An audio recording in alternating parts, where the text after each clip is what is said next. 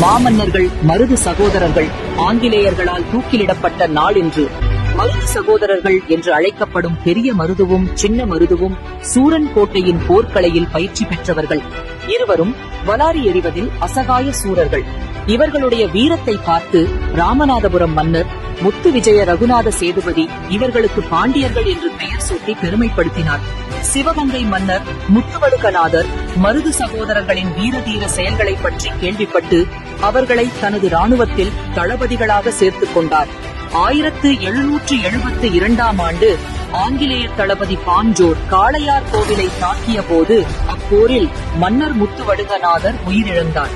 அந்த நெருக்கடியான நேரத்தில் மருது சகோதரர்கள் ராணி வேலுநாச்சியாரை பாதுகாத்து அந்த தாக்குதலை முறியடித்தனர்.